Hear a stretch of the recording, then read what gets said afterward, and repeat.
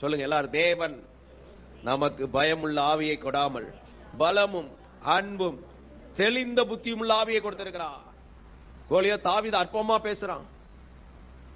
ஆனா நீ நிந்திக்கிற இஸ்ரவேலின் தேவனாகிய கர்த்தருடைய நாமத்தில் புறப்பட்டு வருகிறேன்னு சொல்லி புறப்பட்டு போகும்போது என்ன நடக்குது? குருவி சுடுற மாதிரி சாதாரண ஒரு கூழாங்கல்ல கொண்டு வந்து வீசினா அவ்வளவு பேரும் பார்த்துக்கிட்டு இருக்கிறாங்க. முத கல்ல அவன் நெத்தியில பட்டது. அங்க நடந்தது என்ன? கோலியாத் வீழ்ந்தான். ஆயுதங்களை தரித்தவனுக்கு எதிராக உன்னை கர்த்தர் அனுப்பும் போது நீ பயந்து இருக்க கூடாது. ஏற்கனவே ஜெபம், ஏற்கனவே ஒரு அபிஷேகம், ஏற்கனவே ஒரு கிருபை, ஏற்கனவே ஒரு வல்லமை, இதெல்லாம் உங்க மேல நிரம்பி இருக்கும். அப்படி நிரம்பி இருக்கும்போது அந்த அபிஷேகத்துல போகும்போது ஆவிக்குரிய யுத்தங்களை செய்ய கர்த்தர் உங்களை பலப்படுத்துகிறார். ஆயுதம் தரித்த பலவான் பிசாசு. அப்ப அவனிலும் அதிக பலவான் வந்து அவனை மேற்கொள்ளும் போதுதான் அவன் உடைமைகள் எல்லாம் கொள்ளை உடைமையாய் மாறும். ஆயுதம் தரித்த பலவானாய் பிசாசு இருக்கிறான்.